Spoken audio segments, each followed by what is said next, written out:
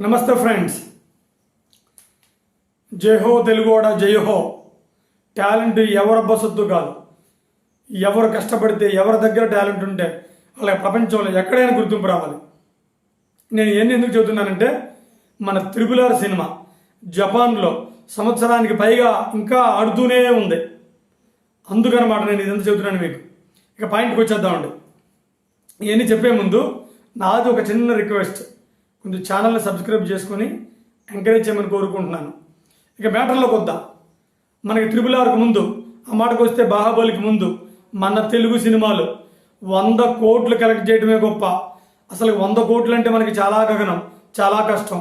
అలాంటిది రాజమౌళి గారి పుణ్యమా అంట, ప్రభాస్ గారి పుణ్యమా అంట, బాహుబలి ఖండాంతరాలు దాటిపోయింది. ఆ తర్వాత త్రిపుల్ ఎన్టీఆర్ గారిని, చరణ్ గారిని పెట్టేసి రాజమౌళి గారు త్రిపుల్ అనే సినిమాని తీశారు.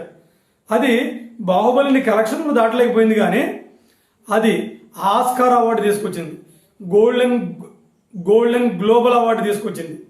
అది చిన్న విషయం కాదు. అందరితో ఆగిందా? అది ఆగలేదు. అది మన ఇండియాలో, మన సౌత్ ఇండియాలో లేదా మన తెలుగు రాష్ట్రాల్లో 100 కోట్లు కూడా కలెక్ట్ చేయని మన సినిమాలు విదేశాలలో 100 కోట్లు కలెక్ట్ చేస్తున్నాయి. జపాన్లో సంవత్సరం ఆడింది, దగ్గర 150 కోట్లు పైగా కలెక్ట్ చేసింది. అంతేనా? అసలుకి 10 రోజులు 40 రోజులు 50 రోజులు సినిమాలు ఆడటమే కష్టం.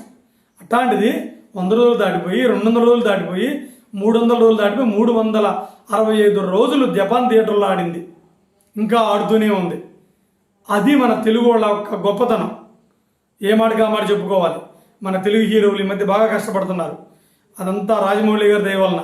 ఆ తర్వాత సుకుమార్ గారు, మన సౌత్ ఇండియన్ వస్తే ప్రశాంత్ నీల్ గారు. ఏమైనప్పటికీ మన Telugu cinema, south Indian cinema ప్రపంచ స్థాయిలో గుర్తింపు తెచ్చుకోవటం నాకు చాలా ఆనందంగా ఉంది. నమస్కారం.